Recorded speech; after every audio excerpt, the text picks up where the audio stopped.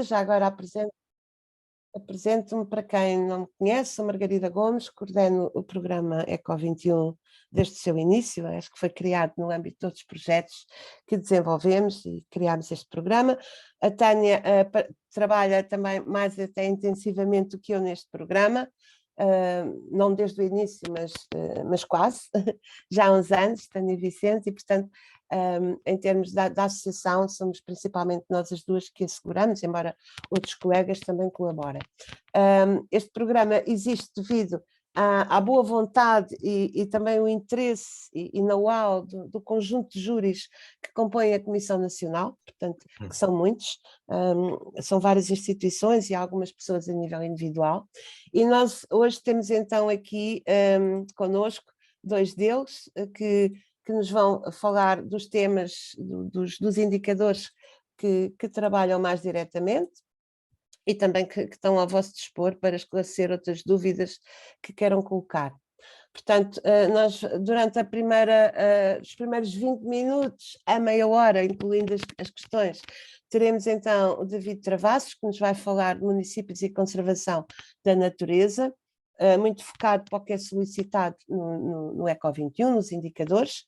Seguidamente teremos Cecília Delgado, que nos vai falar de sistemas alimentares locais, e depois na última meia hora então eu e a Tânia estaremos aqui para esclarecer as vossas dúvidas e por isso mais uma vez peço que as vão colocando nesse ficheiro que está o link partilhado no chat, para depois ser então mais fácil. Eu passo a apresentar os nossos oradores, portanto David Travassos é do Instituto de Ciências Sociais da Universidade de Lisboa, integra esta equipa e nomeadamente o projeto ODS Local, Plataforma Municipal de Objetivos de Desenvolvimento Sustentável, tendo participado desde 2005 em múltiplos projetos, como o Clima Adapt Local, Estratégias Municipais de Adaptação às Alterações Climáticas, o Intrag, o Ecoline, e portanto estão a ver, e a sua área de atuação abrange principalmente áreas temáticas como a conservação da natureza e ordenamento do território, participando no programa Eco 21 desde 2019 como elemento do júri. Seguidamente iremos então ter Cecília Delgado, que é urbanista, da Universidade Nova, da Faculdade de Ciências Sociais e Humanas, é urbanista, é ativista e investigadora em políticas públicas articuladas entre ordenamento territorial, sistemas alimentares urbanos e desenvolvimento local. É investigadora na Faculdade de Ciências Sociais e Humanas, como já tinha dito, e afiliada do CISNOVA, Centro Interdisciplinar de Ciências Sociais. A Cecília tem aqui uma vasta participação em muitos projetos que nós sintetizámos e ficámos aqui pela sua posição enquanto investigadora universitária, desde 1999 a 2013, depois também foi coordenadora urbanística do programa Polis, em Gaia, e muitos outros projetos que não estão aqui mencionados, e colabora então no júri Eco 21, portanto na Comissão Nacional, desde 2021, é mais recente neste grupo, e foi também júri do Prémio Jornalismo, Inovação e Sustentabilidade Agroalimentar, entre muitos outros projetos, ela depois terá a oportunidade de mencionar. E sendo assim, passava já então a palavra ao David.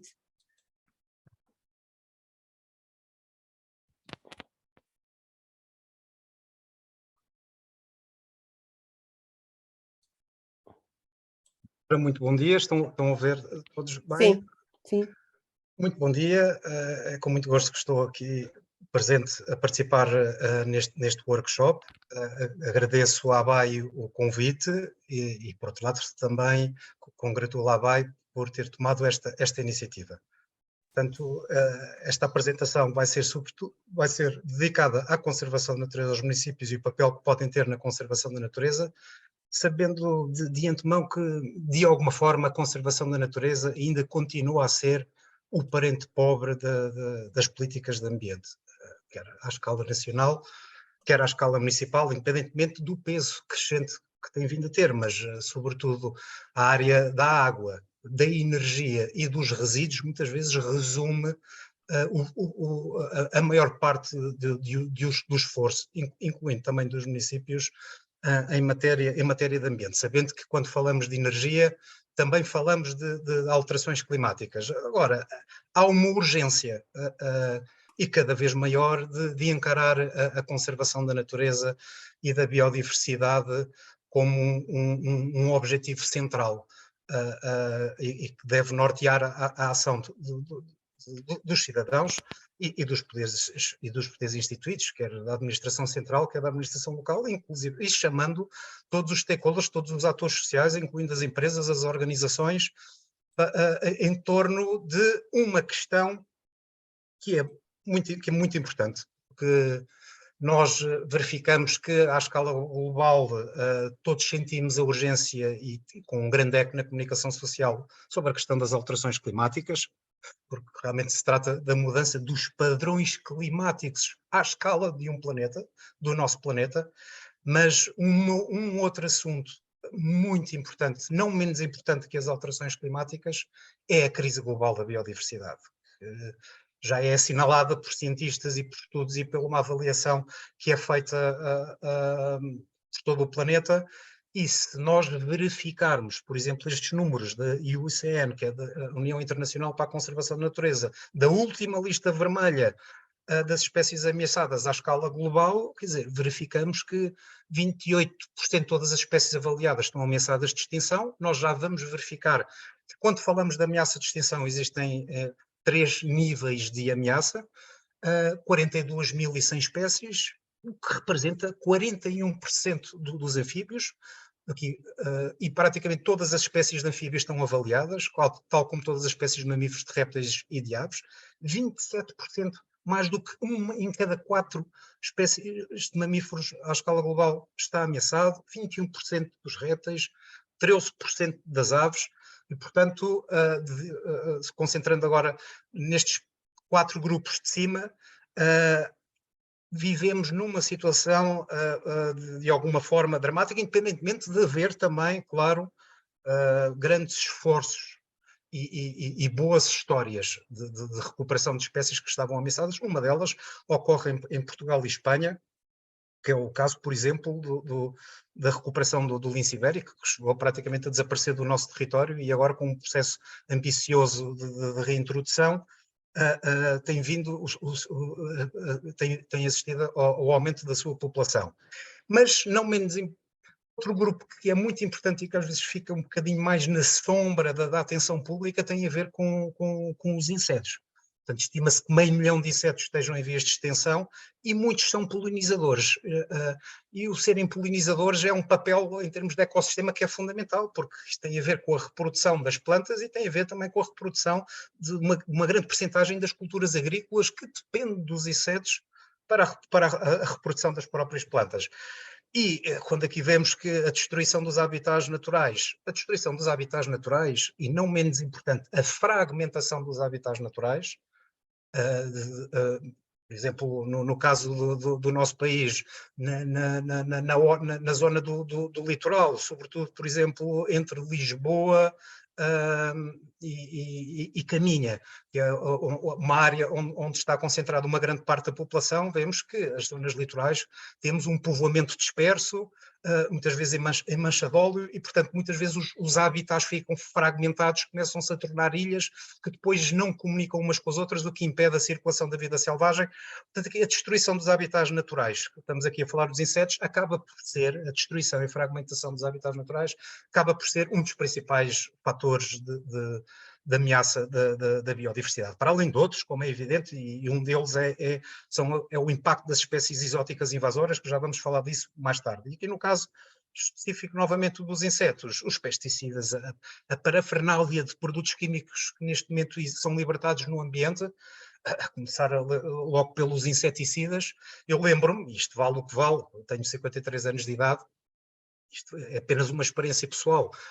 Eu lembro-me quando era miúdo e fazia viagens de carro com o meu pai, eram muitos os insetos que ficavam no para-brisas. Eu lembro-me, muitas vezes, os para-brisas do automóvel ficava com muitos insetos.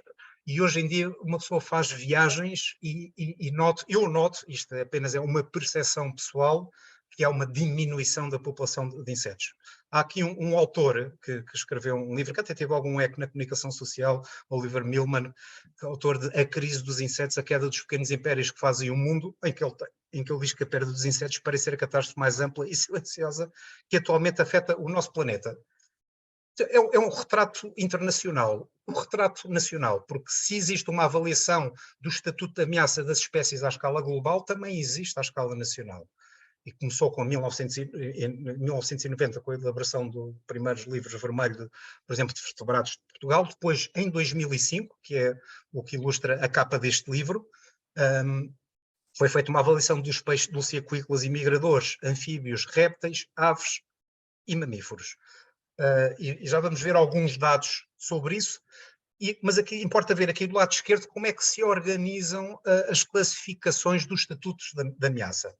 Portanto, começando por baixo, o que aqui está em cinzento, que é a informação insuficiente, significa que no caso de uma espécie que é avaliada não há informação suficiente da evolução dos efetivos da sua população para determinar em que classe, em que estatuto é que se encontra em termos de ameaça. E depois temos o pouco preocupante, que tem populações saudáveis a espécie e, portanto, não revela nenhuma preocupação. O quase ameaçado, vemos que são aqui dois estatutos que ainda estão a ver, e depois, tal como eu referi há pouco, quando se fala de uma espécie ameaçada, ela pode estar classificada em uma de 3 categorias de ameaça: vulnerável, em perigo e criticamente em perigo. Ali do laranja a subir para o vermelho.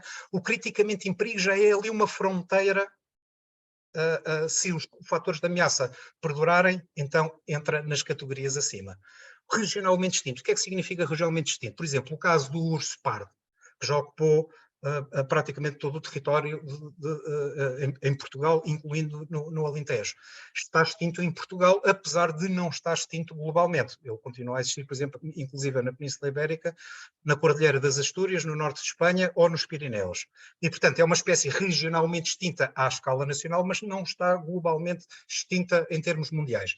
E depois temos o extinto da natureza. O extinto da natureza são espécies que deixaram de existir em estado selvagem e apenas permanecem ou em quintas ou em jardins zoológicos. Isto chegou a acontecer com o bisonte europeu, que era portanto, para além dos bisontes que nós conhecemos e associamos às pradarias da América do Norte, de áreas abertas, existe uma outra espécie de bisonte, tipicamente florestal, que ocupou as florestas praticamente de toda a Europa, e houve uma altura em que ele chegou a estar extinto na natureza, mas existia ainda em quintas particulares e em alguns jardins zoológicos, e foi feito um grande programa de recuperação dessa espécie, e depois foi devolvida à natureza. E depois o extinto bem, para uma espécie ser considerada extinta, é preciso, salvo erro, neste caso, haver um grande período de tempo, que eu não sei se são 50 anos, sem nenhuma observação da espécie.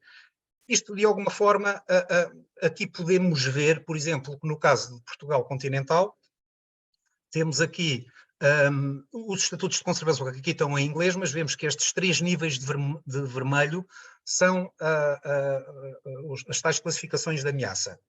E um dos aspectos que chama aqui a atenção são os peixes dulceaquícolas e migradores, portanto peixes que habitam os cursos de água doce, mas também peixes que uma parte do seu ciclo de vida habita cursos de água doce, como é o caso das enguias ou o caso do sábio, que 69% das espécies de peixes dulceaquícolas e migradoras está ameaçada em Portugal.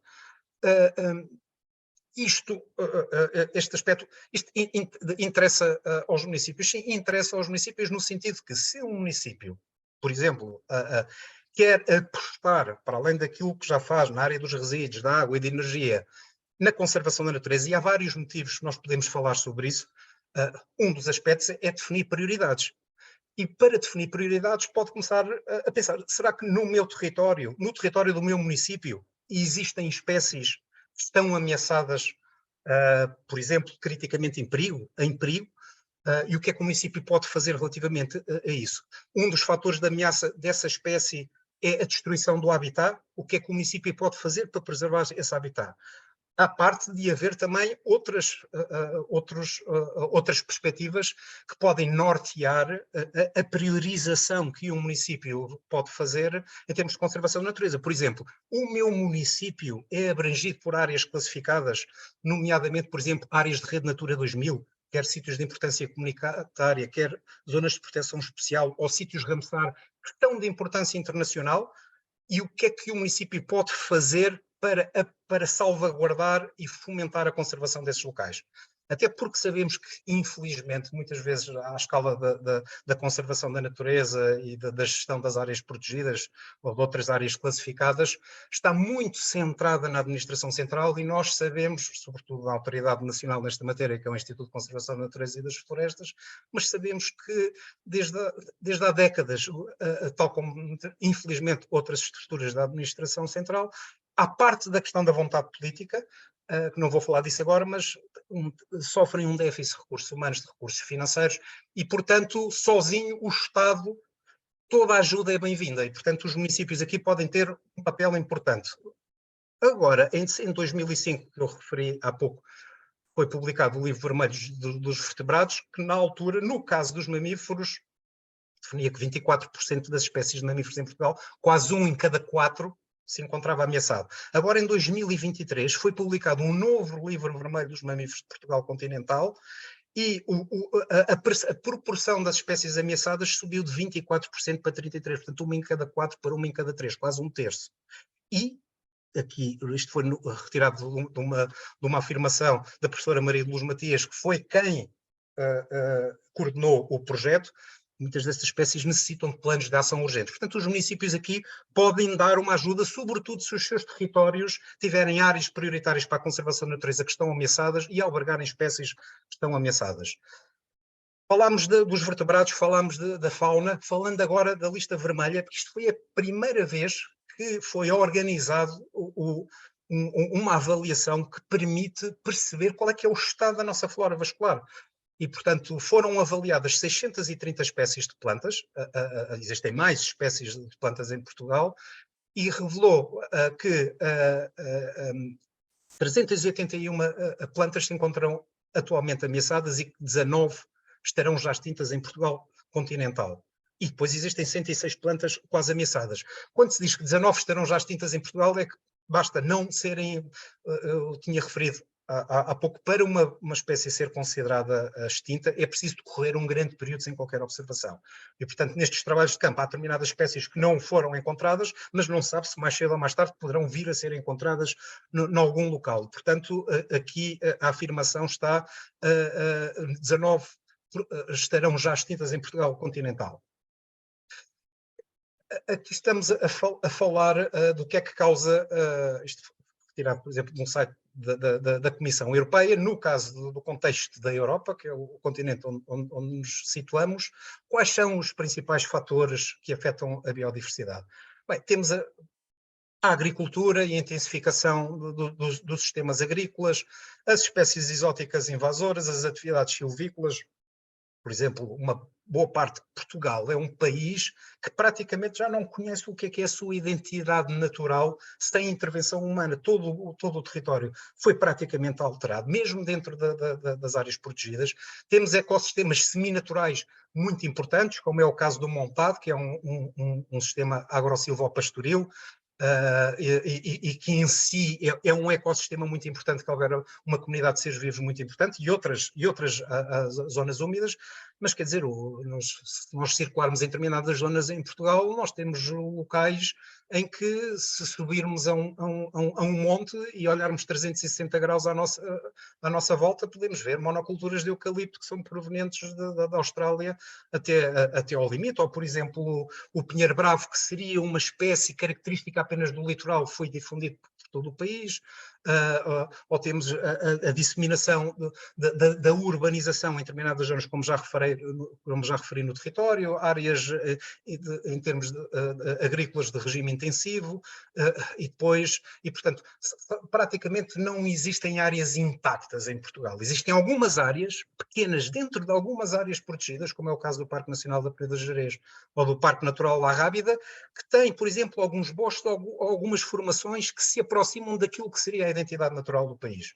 Portanto, as alterações climáticas também são outro fator de ameaça, a urbanização e as atividades de lazer, nomeadamente o turismo, estamos aqui a falar agora do contexto da União Europeia e não de Portugal, que representam, por exemplo, 48% de todas as pressões que afetam o meio marinho. Basta vermos o que é a realidade do mar Mediterrâneo e da sua orla, onde se concentra com grande intensidade o turismo, nas suas diversas expressões, a modificação também dos regimes hídricos, o abate e a caça ilegal, a poluição. E, portanto, são grandes os desafios perante o impacto crescente das alterações climáticas, da desflorestação global, da perda da biodiversidade e da degradação generalizada dos ecossistemas. Portanto, torna-se cada vez mais urgente inverter estas tendências e implementar novas agendas para travar e reverter o declínio da biodiversidade. Portanto, é importante, e estamos falando agora do restauro dos ecossistemas e habitat, é importante, e há bons exemplos de municípios de norte a sul do país que têm excelentes iniciativas em termos de restauro ecológico. Preservar e regenerar a floresta nativa seria muito importante que, por exemplo, municípios que nem 1% do seu território têm uma área de floresta nativa, porque praticamente o seu território está muito modificado, seria muito interessante que fosse consignado uma pequena percentagem do território, 1%, uma determinada área, num projeto que envolvesse as forças vivas do Conselho e fazer a renaturalização, até por contacto em termos didáticos, culturais, científicos, de verificar o que é a identidade natural do território. Somos sensíveis à identidade histórica e à identidade cultural e aos monumentos, mas o património natural muitas vezes fica num segundo plano. Recuperar e requalificar zonas úmidas como cursos de água, lagoas, paús e charcos temporários. Muitas zonas úmidas foram drenadas para a agricultura e então Portugal, onde confluem grandes rios da Península Ibérica,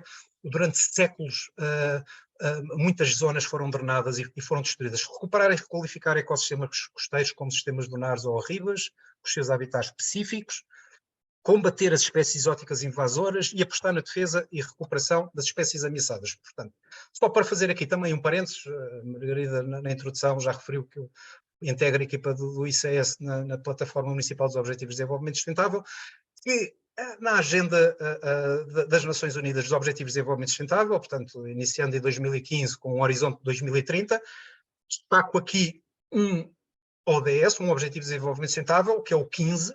Muitas vezes os objetivos são conhecidos apenas pelos seus títulos muito abreviados, nomeadamente, como aqui refere, proteger a vida terrestre, mas às vezes convém ver o título na sua extensão completa.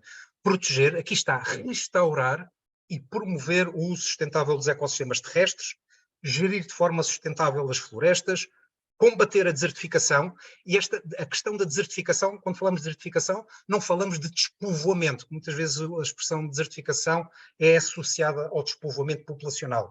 Falamos de desertificação física e muitas vezes também as alterações climáticas acabam por servir de bode expiatório para tudo o que acontece. E existem problemas graves de desertificação, de erosão de solos em Portugal, devido a más práticas agrícolas, más práticas de conservação do solo, tal como, por exemplo, podemos ter um recuo do litoral na costa centro do país, não motivado pela subida do nível do mar provocado pelas alterações climáticas, mas por um déficit enorme de sedimentos que o Douro traz à costa e que depois pela deriva continental, corrente norte-sul, seria distribuída e iria alimentar as praias com areia, devido à construção de sucessivas barragens, extração de inertes. Portanto, há muitos fatores que às vezes não são só as alterações climáticas que as explicam travar e reverter a degradação dos solos. E depois, como sabemos, os Objetivos de Desenvolvimento Sustentável estão organizados em metas.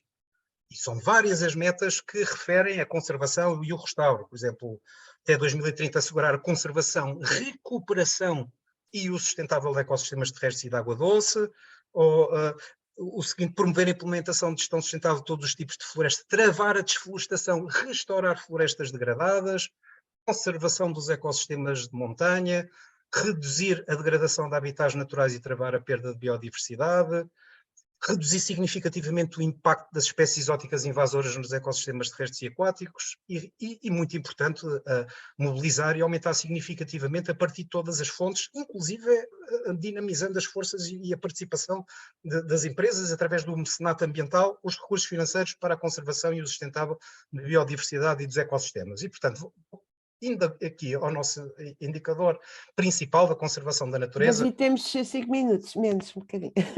5 minutos, está bem? Verificamos que há aqui uma série de itens que o município pode selecionar para exemplificar ações que possa fazer no domínio da conservação da natureza, como ações de conservação da geodiversidade, restauro ecológico de habitats, projetos de combate às espécies invasoras, planos de conservação, corredores ecológicos, quer em meio urbano, quer em meio natural, para interligar áreas naturais e promover a circulação de vida selvagem, promoção e utilização preferencial de espécies de flora autóctone nos espaços verdes, ações para promover os insetos polinizadores e restante fauna selvagem, compra e gestão de terrenos para a conservação da natureza, muito importante, porque Portugal é um país praticamente com uma percentagem muito pequena de território de domínio público, portanto, menos de 10%. Estamos na cauda da Europa nesse aspecto. Por exemplo, em Espanha, 40% do território é público e é muito mais fácil gerir um território público pela iniciativa de um poder local, regional ou nacional, do que compatibilizar uma série de interesses que muitas vezes são conflituantes. Portanto, um viveiro de plantas autóctones e outros projetos de conservação da natureza. Aqui podemos ver que o combate às espécies exóticas invasoras é muito importante. Somos um país que temos um problema grave com acácias, com chorões que ocupam uma grande parte do nosso litoral. Aqui vemos aqui nesta imagem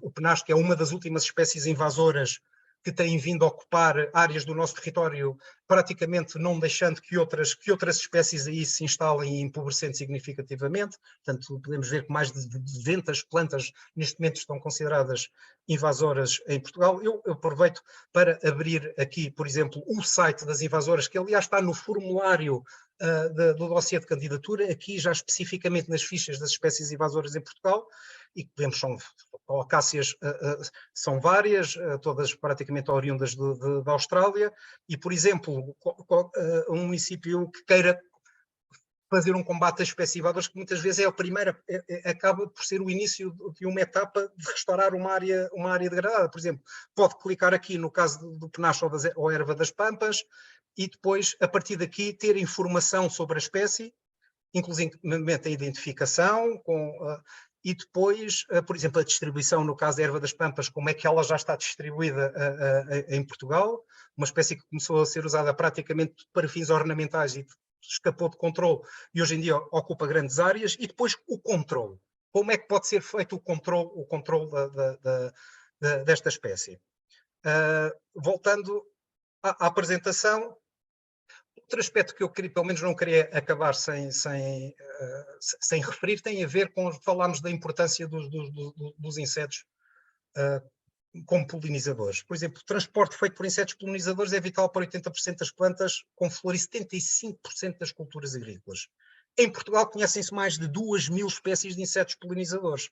E não são só abelhas, como muitas pessoas podem pensar. Se virmos aqui nesta coluna do lado esquerdo desta brochura, dos cerca de 2.000 espécies de insetos polinizadores que temos em Portugal, 700 espécies de abelhas, imaginem 700 espécies de abelhas, há muitas espécies diferentes, muitas abelhas silvestres, moscas das flores, que muitas vezes têm um padrão que se confunde com uma abelha ou com uma vespa para afastar os seus predadores, mais de 140 espécies de borboletas e mais de 1.000 outras espécies, inclusive de espécies de escaravelhos. Só se virmos esta imagem aqui central, temos aqui vegetação silvestre. Muitas vezes esta vegetação silvestre, que na primavera cresce, às vezes, até na beira dos caminhos e em algumas zonas, mesmo nas periferias dos espaços verdes, enquanto estão em flor, são uma grande diversidade de flores que florescem, às vezes, em momentos diferentes e constituem um alimento muito importante para os insetos polinizadores.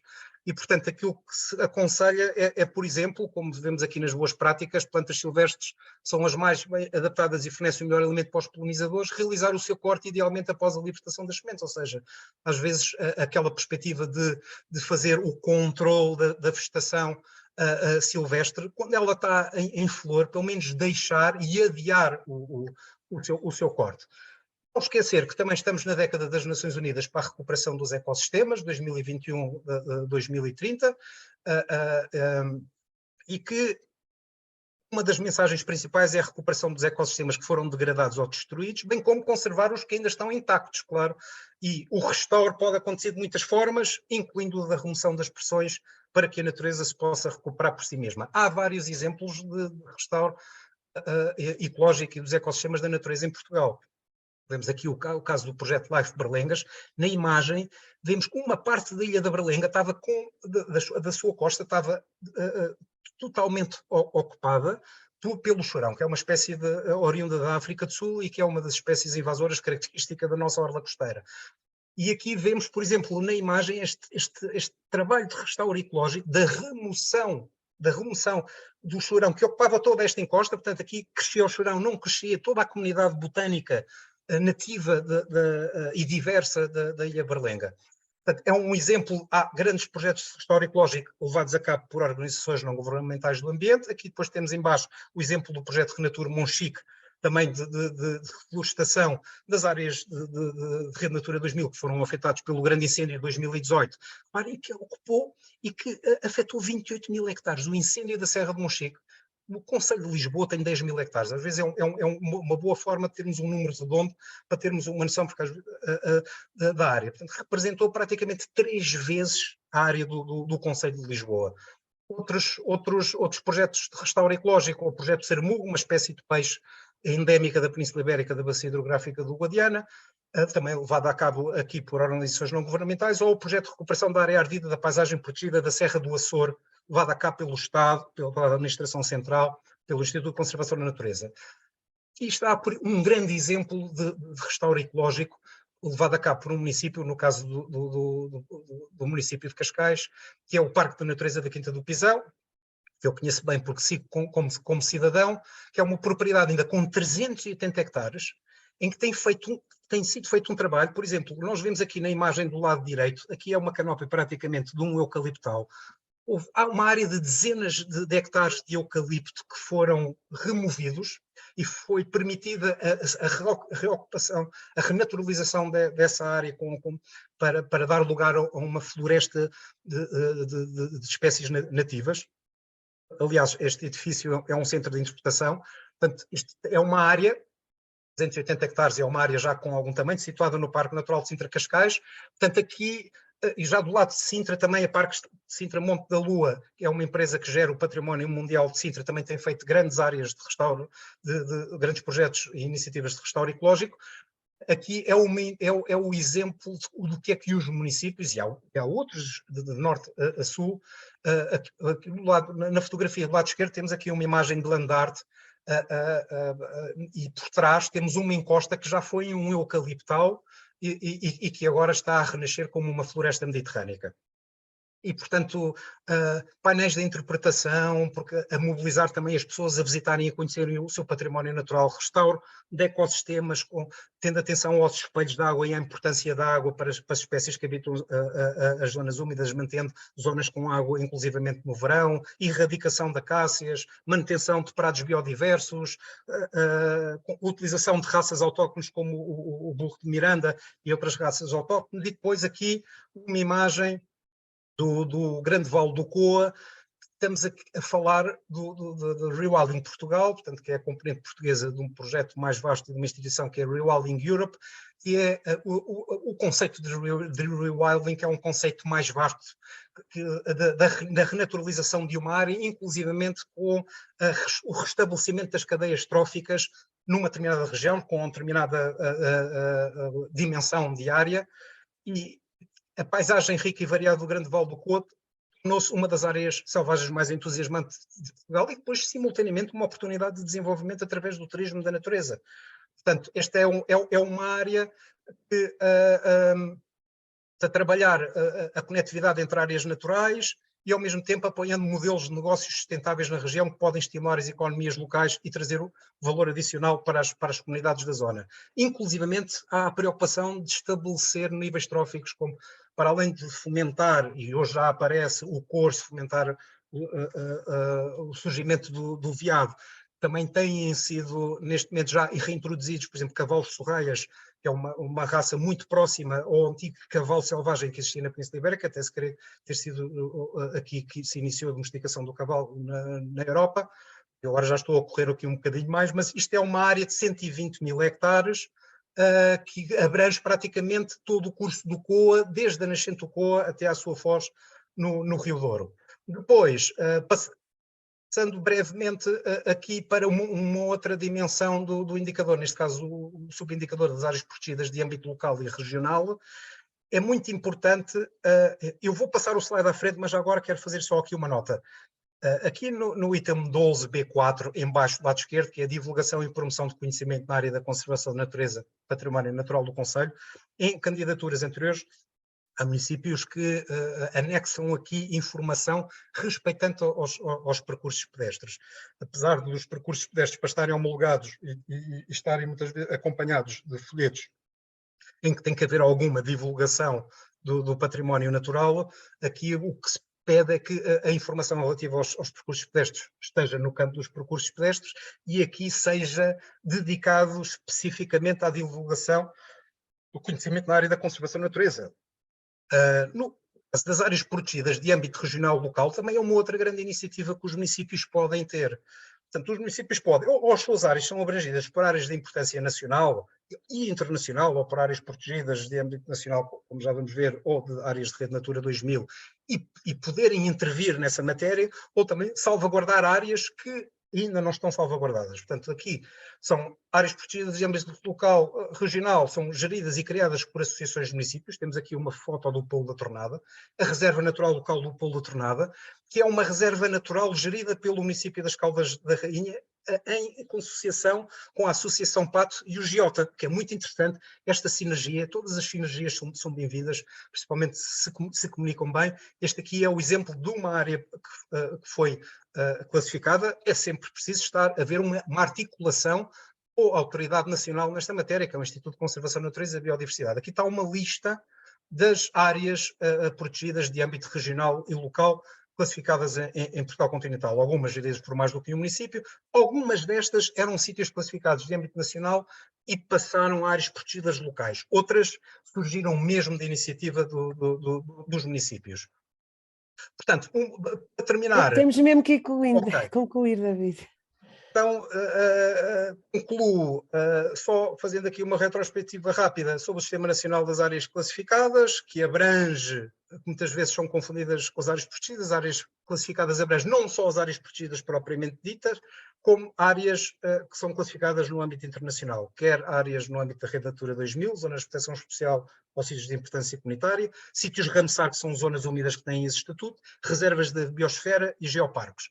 E no caso de Portugal continental fazem cerca de 22%.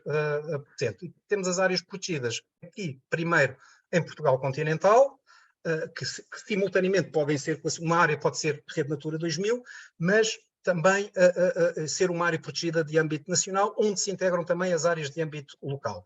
E depois temos a realidade dos Açores, cujas áreas protegidas estão organizadas sobretudo pelos parques naturais da ilha, cada ilha com o seu parque natural, e que depois subdividem-se em áreas com estatutos diferentes. Portanto, no total estão classificadas 24 reservas naturais, 11 monumentos naturais, sobretudo para o património geológico, e 16 áreas de paisagem protegida, para além de outras figuras e para além de outras áreas classificadas de âmbito internacional. E depois o caso da Madeira, que tem um parque natural, que abrange a Floresta Laura e Silva, que é Património Mundial da Humanidade, que é a nossa única área natural classificada como Património Mundial da Humanidade, e depois uma série de outras áreas protegidas. Portanto, muito obrigado. Vou interromper o compartilhamento. Muito obrigada, obrigado, David, apesar de ter sido um bocadinho mais tenso, mas acho que foi muito interessante.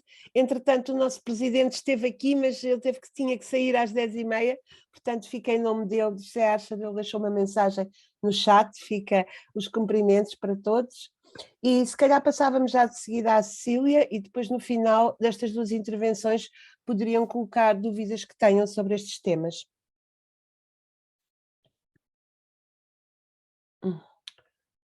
Entretanto, temos estado a pôr no chat um link onde podem ir colocando dúvidas, porque facilita depois, quando estivermos na fase das questões, de dúvidas sobre a candidatura.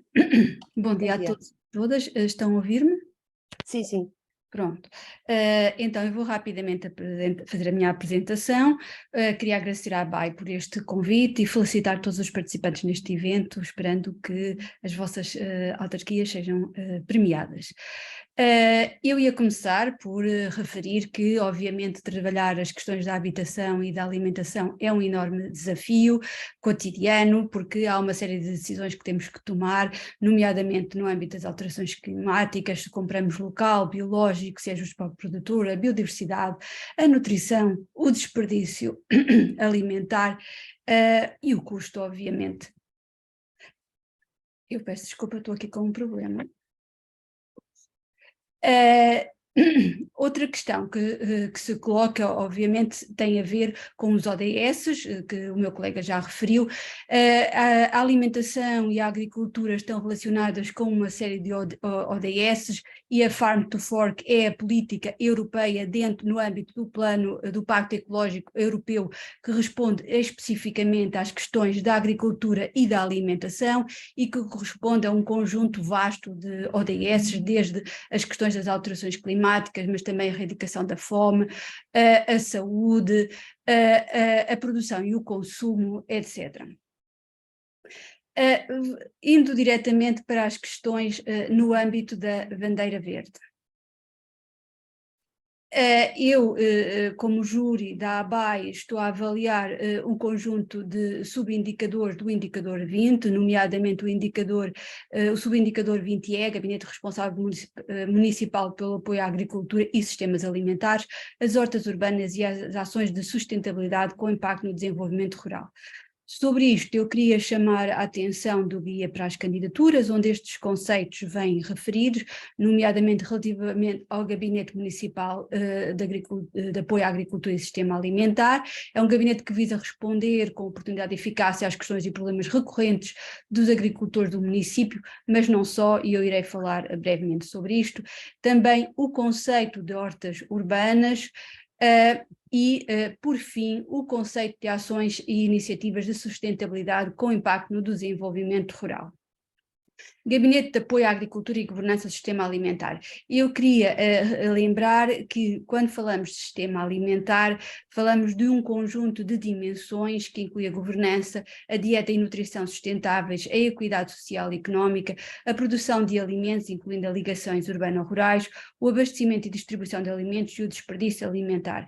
Muitas das vezes, os municípios estão centrados numa única dimensão do sistema alimentar, ou seja, por exemplo, a produção muito numa ótica de lazer e de equidade social, mas há outros municípios que já estão a trabalhar as questões do desperdício alimentar, de abastecimento e distribuição de alimentos, nomeadamente às cantinas escolares, ou a questão da equidade social, nomeadamente até no âmbito de cabazes para famílias carenciadas.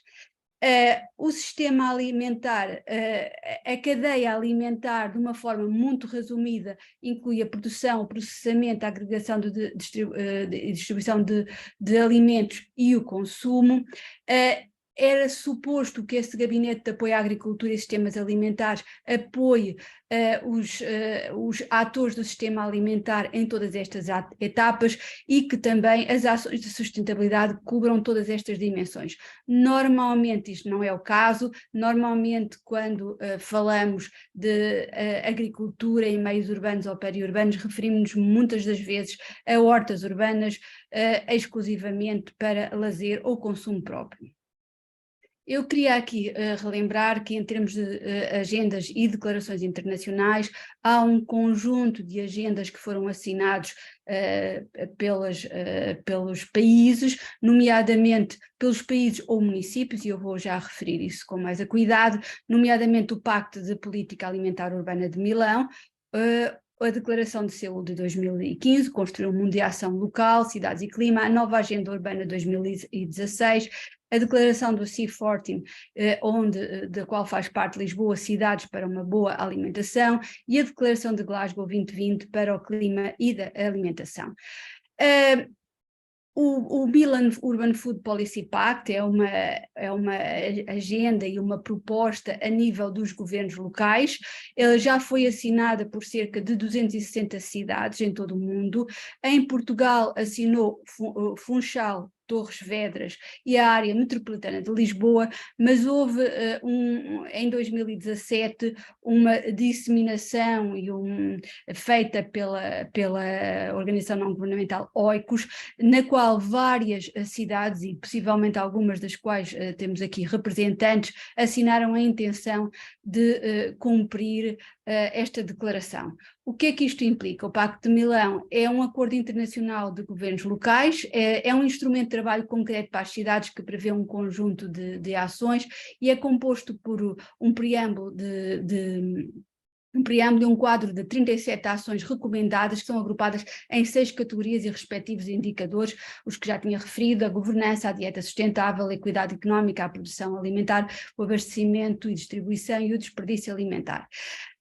Isto implica que, ao assinarem, os municípios comprometem-se a desenvolver sistemas alimentares mais inclusivos, resilientes, etc., a encorajar a coordenação interdepartamental e intersectorial a nível dos departamentos, e aqui a importância desses gabinetes de apoio, a procurar a coerência entre as políticas e os programas alimentares, a envolver todos os setores do sistema alimentar e atores na formulação de políticas, e também a proceder à revisão de todas as políticas, planos e regulamentos urbanos de forma coerente, a usar o quadro geral de ações recomendadas e a fazer um trabalho de disseminação, encorajando outras cidades e municípios a aderirem a estas ações.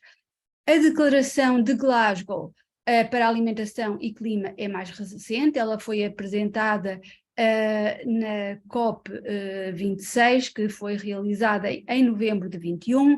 Em Portugal assinaram 3 cidades: Torres Vedras, Montemoro Novo, Mértola e assim da região de Coimbra, e nesta declaração as cidades assumem a responsabilidade de lutar de forma sistemática e conjunta no âmbito das alterações climáticas, percebendo que a alimentação contribui 30%, a alimentação e a agricultura contribui 30% para os gases de efeito de estufa. Esta declaração de Glasgow tem um site na internet em português, na qual a associação da qual eu faço parte contribuiu para a sua transcrição para português, e um conjunto de flyers que apresentam as experiências de Mértola, Montemor e da CIM de Coimbra. Existe também em Portugal a Associação Alimentar Cidades Sustentáveis, que vos convido a visitar o site, e onde, ao aderirem ao seu Google Group de forma gratuita, podem partilhar informação e receberem muita informação neste âmbito. Esta associação também faz um conjunto de atividades que vos convido a participar. Relativamente às hortas urbanas, eu queria aqui partilhar um conjunto de exemplos inspiradores e dizer que, obviamente, as hortas urbanas têm que ser vistas na sua visão holística. É, obviamente, parte desta visão a produção, nomeadamente para consumo próprio, mas nem só. É também uma forma de lutar contra a insegurança alimentar, e foi essa uma das diretrizes iniciais em que muitos municípios investiram quando desenvolveram projetos de hortas urbanas, mas é também uma forma de construir comunidade e contribuir para a coesão social e territorial, é uma forma de melhorar a saúde das populações, é uma forma de mitigar os efeitos estufa, portanto, de adaptação e mitigação climática, de contribuir para a biodiversidade e para a saúde mental das populações, entre outros fatores benéficos das hortas urbanas. E eu passo a apresentar uma série de exemplos que pretendo que sejam inspiradores para os vossos municípios. Por exemplo, o município de Funchal, que tem um projeto já bastante longo de hortas urbanas, que ocupa terrenos públicos e privados, portanto há um investimento muito consubstanciado do município, alugando inclusivamente terrenos para colmatar a lista de espera de candidatos às hortas urbanas, mas temos outros exemplos, nomeadamente o Hospital Conde Ferreira e uma série de hortas urbanas que são dinamizadas na área metropolitana do Porto pela LIPOR, em conjunto com os municípios da área metropolitana. Temos o projeto em Almada, que inclusivamente que começou com hortas urbanas, mas que neste momento o município de Almada está a desenvolver um plano de ação para a economia circular, incluindo a alimentação, mas outros exemplos estrangeiros que vos queria mostrar, nomeadamente em Viena, na Áustria, onde existe uma política de hortas urbanas a nível da cidade, muito consubstanciada não só na produção, mas também na coesão social, e queria lembrar que a Áustria é um dos países da União Europeia que está a receber mais migrantes e, obviamente, estes espaços são uma forma de construir sinergias e de incluir a população, porque a alimentação e a agricultura não implica grandes skills em termos de linguagem. Esta foto eu queria-vos mostrar apenas a questão da água, do acesso à água, que é um problema em Portugal e que devia ser visto com mais acuidado por parte dos municípios. O convívio, as hortas urbanas como um espaço de convívio, outros projetos, um projeto de requalificação e de reutilização de uma linha de comboio que já não está a ser utilizada. Em Paris há vários projetos que utilizam estes espaços para consubstanciar áreas verdes e produtivas e também como espaços de convívio. Esta é uma imagem possível, mas também a utilização desses espaços para a produção de mel. Porquê? Porque estamos a falar de uma cidade que é livre de pesticidas e onde o mel é muito mais biodiverso do que o mel das monoculturas nas zonas de produção extensiva. Outro exemplo, o exemplo da própria cidade de Paris, nas suas instalações, onde protagoniza a biodiversidade, a inclusão de polinizadores, abelhas, vinhas, etc. Mas também a utilização de espaços que aguardam urbanizações, e este é um exemplo de um antigo hospital que deixou de ser utilizado e que foi durante alguns anos, salvo erro, durante 6 anos, utilizado como um espaço de experimentação em termos de agricultura urbana. Como vocês veem, são pequenos espaços que estão a ser utilizados como laboratórios de experimentação. Isto é um exemplo paradigmático de como os espaços podem ser utilizados de forma temporária, algo que em Portugal ainda não é corrente. Esta é um workshop sobre sementes, nesse mesmo espaço do antigo hospital que estava devoluto temporariamente, e a inserção da população migrante através da formação em cozinha, nesse mesmo espaço que eu referi, e a promoção de modelos de empreendedorismo com a população migrante. Outro espaço de experimentação, através da hidroponia. Este é também em Paris, no âmbito eles têm uma rede de hortas urbanas, e essa rede de hortas urbanas obriga necessariamente a que esses espaços estejam abertos à população 2 vezes por semana, um desses dias ao fim de semana, e que alguém, um dos líderes das hortas urbanas, dinamize visitas. Este é um exemplo de visitas, de prova de alimentos, cheiro, etc., que é obrigatória e gratuita, e é uma imposição do município à sua rede de hortas urbanas, uma amostragem sobre compostagem, um outro parque urbano em Paris, onde a produção é feita para venda, e estamos a falar em Paris, obviamente não no centro de Paris, mas ainda no âmbito da cidade. E, portanto, esta produção é feita dentro de um grande parque urbano e depois é vendida ao fim de semana. Portanto, estes espaços também são uma forma não só de dinamização cultural e social, mas de criação de rendimento. Outro exemplo é a utilização do aeroporto de Berlim. Como sabem, Berlim eram 2 Berlins, o Berlim Ocidental e Oriental, e o aeroporto de Berlim Oriental foi transformado numa grande área de experimentação de hortas urbanas. ou Singapura, já numa escala maior, de quintas urbanas, onde são mostrados os atributos pedagógicos dos diferentes alimentos e também criado uma grande zona de piscicultura, onde é possível, com um custo reduzido, pescar aos fins de semana e, portanto, usufruir de toda da natureza. Outro exemplo, agora em Lima, no Peru, onde o município faz uma competição para a melhor horta urbana comunitária e onde toda a população é envolvida na criação destes espaços, no embelezamento destes espaços e no convívio entre eles. Estes aqui até fizeram umas camisolinhas dos horteiros.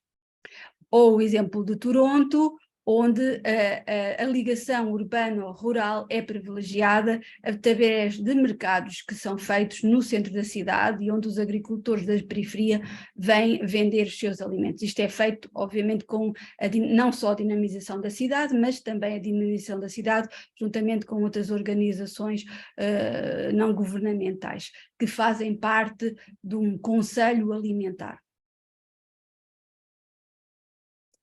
Estes espaços também são espaços de coesão social e de agregação de população que vem de diferentes origens, onde a língua é um obstáculo, mas onde estas dinâmicas podem ser facilmente facilitadas pela agricultura. No âmbito das ações de sustentabilidade, eu queria vos deixar ficar aqui alguns exemplos entre o número vasto de ações que são possíveis, e para isso vou utilizar como exemplo um e-book que está disponível no site da Associação Alimentar de Sociedades Sustentáveis. Este e-book, Alimentar Boas Práticas da Produção ao Consumo Sustentável, foi editado por nós em 2020 e reúne um conjunto de 46 práticas a nível nacional, a nível intermunicipal, a nível municipal e a nível local. Essas práticas combinam um conjunto de ações no âmbito das várias entradas do sistema alimentar, os recursos, a comercialização, a sensibilização, a restauração, a produção, o processamento, o consumo, o marketing, o desperdício, etc.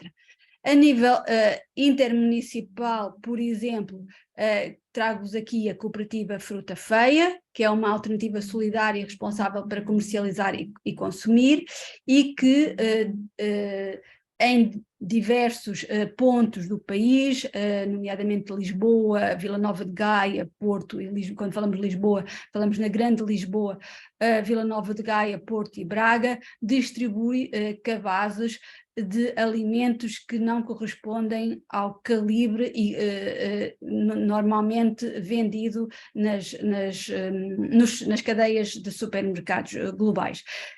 Podíamos falar deste projeto, Fruta Feia, mas o PROV que muitas das vezes é apoiado pelos municípios e pelas juntas de freguesia, nomeadamente na disponibilização de espaços para a venda desses cabazes dos produtores, são também bons exemplos de ações dinamizadas pelas autarquias locais.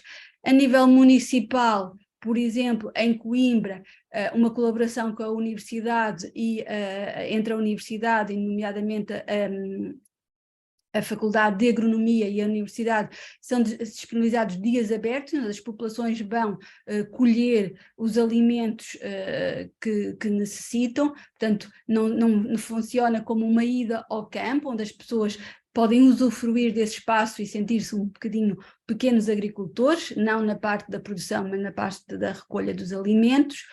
Outro que vos queria trazer aqui é já um processo que começou há alguns anos da Câmara Municipal do Porto no âmbito da transição para uma economia circular na área da alimentação. Eles têm desenvolvido vários projetos e têm desenvolvido esses projetos em colaboração com os vários atores do sistema alimentar, construindo uma dinâmica conjunta, nomeadamente no hub da Asprela, que é um hub que reúne um conjunto de universidades, hospitais, etc., onde eles estão a promover feiras com os produtores locais ou a tentar dinamizar também a melhoria da alimentação nas cantinas públicas. Outro projeto que vos posso falar é o de Terras de Cascais, junto pelas raízes. O colega já falou na Quinta do Pisão, que faz parte deste grande projeto da estratégia de Cascais, que inclui hortas urbanas, inclui também cabaz, etc. E inclui um projeto muito interessante que é, no âmbito da prisão feminina, trabalhar com as mulheres no âmbito da formação para a agricultura e na venda de cabazes, cujos resultados repercutem para essas mesmas mulheres. Outro projeto em Mértola, a Horta Floresta nas escolas. Isto faz parte de um enorme projeto da rede para a alimentação de Mértola, que reúne um conjunto de projetos, nomeadamente as florestas sintrópicas, que é um projeto que eles desenvolvem com as escolas. E por fim, queria-vos dar outro exemplo: os produtos biológicos nos refeitórios escolares, uma iniciativa da Junta de Freguesia de Olivais de Lisboa. Não é a única em Portugal, há vários exemplos, não necessariamente utilizando produtos biológicos, mas utilizando produção local, por exemplo, Torres Vedras, Vila Nova de Gaia, Viana do Castelo, onde o município está de forma ativa a implementar uma estratégia de abastecimento com produtos locais para as cantinas escolares. Isto implica um grande envolvimento e vontade política, implica alguns recursos humanos, mas sobretudo vontade política para mudar o paradigma da alimentação nas escolas públicas. E esta é a equipa feliz de Olivais que trabalha na dinamização deste projeto. E é tudo. Obrigada. Muito obrigada, Cecília, também pela capacidade de síntese e que nos voltamos aqui ao nosso tempo. Ainda temos algum tempo para algumas questões a estes dois oradores que queiram colocar. Portanto, quer sobre a intervenção do David, quer agora sobre a intervenção da Cecília Delgado. Alguma questão? É só abrir o microfone. Se não conseguirem, façam um sinal e nós ajudamos, mas eu acho que está livre, podem abrir livremente o vosso microfone. Não? Não há questões? Então, se não há questões... se os exemplos estão no e-book... Sim. Para já Sim. queria felicitar a Câmara de Castelo Branco por ir assinar o Pacto de Milão, e estamos todos aqui muito expectantes sobre o que é que vai acontecer e como é que o paradigma alimentar vai mudar em Castelo Branco. Sim, estes exemplos estão disponíveis no e-book. O e-book está disponível na página Atividades do Alimentar Cidades Sustentáveis, e pode ser feito o download. Eu posso partilhar o link aqui no chat de seguida. Acho que tem, peço desculpa, Margarida, tem aqui mais uma pergunta da Sim, está mais uma pergunta. Não era uma pergunta, era só mesmo uma informação. Era só dizer que nós formámos o nosso Food Council em novembro. E esta apresentação vem mesmo muito em encontro daquilo que nós pretendemos fazer. Muito bem, muito bem. Fico muito, muito contente e espero também poder seguir o vosso envolvimento neste projeto. Sim, obrigada. Sim, eu fiquei mesmo muito com a sua apresentação. Obrigada. Ótimo. Relativamente aos critérios das compras públicas, há uma série de exemplos de como, nem é contornar, é como aplicar de outra forma o critério de compras públicas ecológicas. Nós já fizemos vários webinars sobre isso, há também informação na rede rural, nomeadamente no âmbito do projeto Aproximar, e eu se calhar sugeria... eu posso divulgar alguma informação aqui em link, mas se calhar sugeria que me contactassem no sentido de eu poder também fornecer essa informação mais tarde. Muito bem. Nós então vamos agora, se não houver mais questões, entretanto, em breve aparecerá aí um link, porque já estão a sair pessoas, para confirmarem presença, caso queiram depois ter um certificado que estiveram aqui hoje. Eu só tenho uma pergunta. Sim, diga-me, Linda. Pronto, a professora Cecília falou em desperdício alimentar. Eu queria saber um pouco mais sobre o desperdício alimentar, se é fácil de quantificar, quais são os projetos que estamos aqui com os municípios.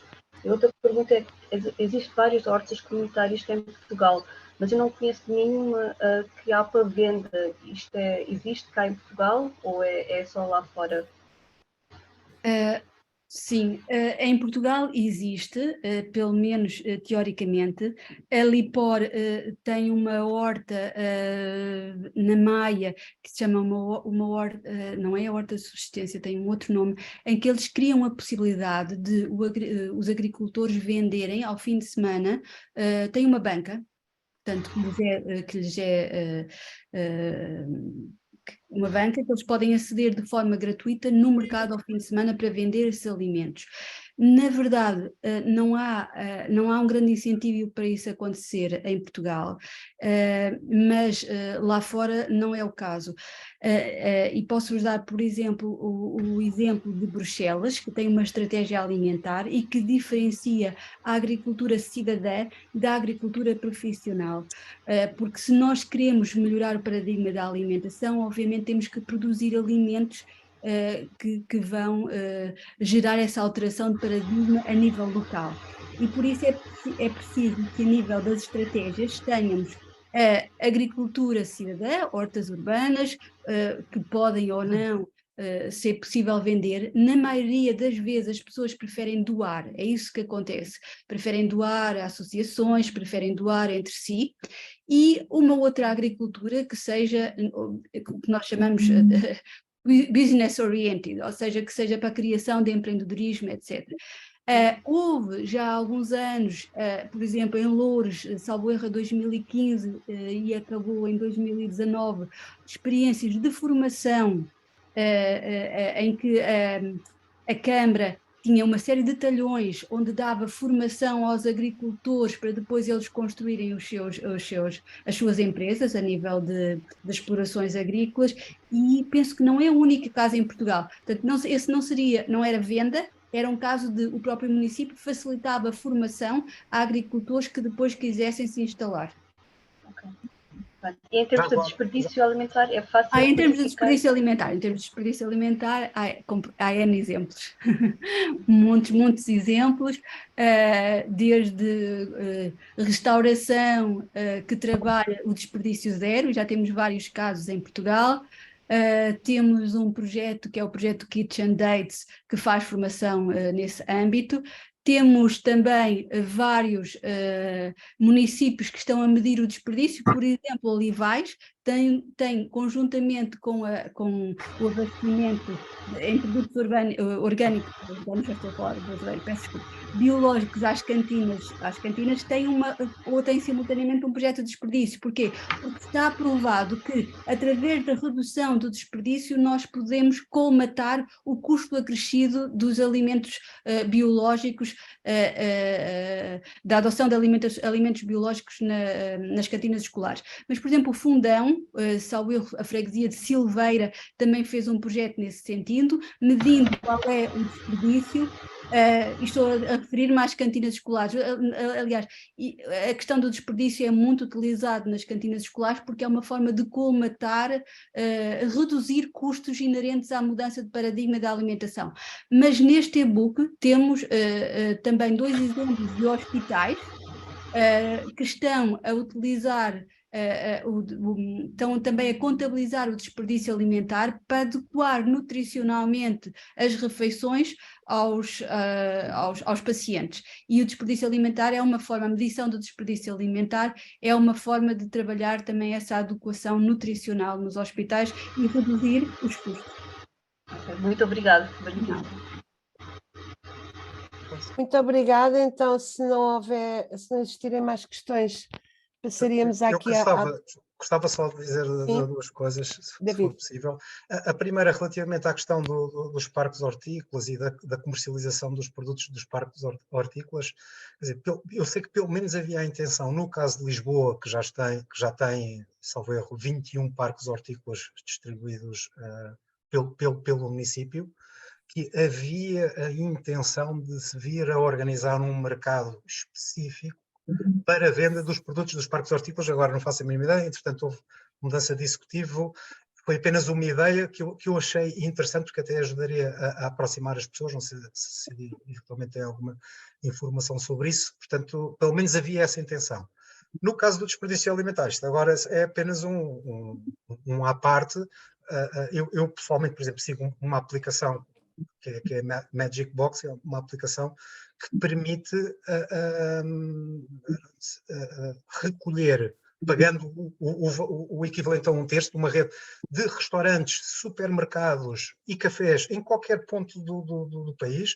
A pessoa com essa aplicação, se estiver no sítio A, consegue saber no raio à volta que cafés, a informação está organizada por cafés, restaurantes, supermercados, o que é que tem na sua área à volta que possa ir buscar aquilo que é considerado uma Magic Box, ou uma refeição no caso do restaurante, ou um cabaz no caso de um supermercado, ou no caso de um café, e é um valor que fica a 1/3, e portanto ajuda-se a combater o desperdício alimentar, e já está distribuído por todo o país. Portanto, isto é pelo menos uma ferramenta que eu conheço e que esta eu uso pessoalmente. Pronto, é o Too Good To Go. Há outros, como o Fênix, há vários. Exatamente. É o Too Good To Go, sim, eu sei. Acabei de colocar o link. O Too Good To Go começou em Copenhaga, na Dinamarca, e é um projeto internacional. Realmente que evita o desperdício, mas temos outros casos, temos até casos de supermercados online, onde são vendidos os produtos já em fim de prazo. Temos toda uma política de supermercados e há alguns exemplos neste e-book de transformação, por exemplo, do desperdício da banana, no que eles chamam no continente do bolo da banana. Há realmente muitos exemplos de desperdício, de utilização de desperdício, que nós... que na verdade não é um desperdício, é um recurso. Mas sim. Muito obrigada. Muito bem. Então, não há mais questões, nem mais nenhuma intervenção que queiram colocar, ou nenhuma questão que queiram colocar. Nós então tínhamos aqui esta última meia hora, que já não é bem meia hora, mas irá ser o tempo que necessitarem, reservada a tirar dúvidas. Pedimos para ir colocando as dúvidas. O que eu vou fazer neste momento é apresentar muito sucintamente os indicadores para passarmos depois ao esclarecimento de dúvidas. Vamos fazer conjuntos de 5 indicadores e depois paramos para fazer, para colocar as dúvidas ou para responder às que já tenham colocado nesse link que partilhámos no chat. Se puderem preencher, caso tenham dúvidas, esse link facilitará bastante depois as respostas, mas muito rapidamente, eu não vou esmiuçar os objetivos do ECO 21, penso que já todos conhecem, tem a ver com reforçar e reconhecer as boas práticas e políticas no âmbito da sustentabilidade municipal, sendo um galardão anual. Isto é feito sempre relativamente ao ano anterior, embora em alguns indicadores seja contemplada informação de 2 ou 3 anos, dependendo dos indicadores, mas maioritariamente relativamente ao ano anterior, portanto, neste caso 2021, há todo um processo que tem a ver com a sistematização da informação, que é o que está a decorrer agora. Nós estamos neste momento a analisar as candidaturas de quem submeteu até ao dia 30 para dar algumas notas de melhoria, que esperamos que possam abrir durante a próxima semana. Estamos a contar que elas abram durante a próxima semana novamente para ser completadas. Depois serão validadas pelo júri, calculado o índice, que é um índice simples percentual para melhor comunicação, e portanto será então comunicado através do galardão do evento, portanto comunicados os resultados desta edição. Depois voltamos a um processo de análise de procura de melhorias e de sugestões, que também agradecemos que nos sejam enviadas pelos municípios, os indicadores em que não se sentem muito confortáveis ou têm dúvidas ou têm ideias para melhorar, que nos façam chegar todas essas informações informações, dado que o programa ECO 21 tem sido um programa em constante atualização, e é esse o conceito, haver sempre um maior ajuste também e atualização do que é aqui trabalhado neste programa. Os indicadores, portanto, são vários, não vou estar aqui a esmiuçar, só chamaria a atenção para o bónus. O bónus são aqueles indicadores que no conjunto valem 10 pontos e que têm a ver com iniciativas que não são exigíveis em todos os municípios, e também os indicadores não universais, portanto, para aqueles municípios em que não podem ser contemplada a avaliação de alguns aspectos, isso é descontado e eles não são prejudicados. O índice é então percentual e temos aqui, digamos, o peso relativo dos diferentes indicadores, também a sua transcrição em termos de metas e objetivos dos ODS, e os elementos do júri, que eu tinha falado já no início, que são tão importantes, quase 60 elementos de 33 instituições que nos permitem, portanto, manter este programa e fazer a sua avaliação anual, que depois é traduzida em termos de comunicação num diploma, numa medalha, e também na bandeira, caso atinjam os 50%, e depois comunicado num galardão público. Muito rapidamente, eu vou pedir desculpa porque eu queria passar diretamente aos indicadores, desculpem lá, entretanto, muito rapidamente, era para vos... cá estão eles. Dar nota de que estes 21 indicadores têm sido sempre 21, ou quase sempre. Aumentámos um no período da pandemia, mas, portanto, voltámos agora aos 21, e vamos então tentar falar deles um a um e, portanto, fazer pausa em cada 5 para colocarem as vossas questões e também analisarmos o que está no link que partilhamos. Portanto, o que está aqui eu já tinha referido, não é? Que são 21 indicadores, o bónus e o período de referência. Em relação a este asterisco que está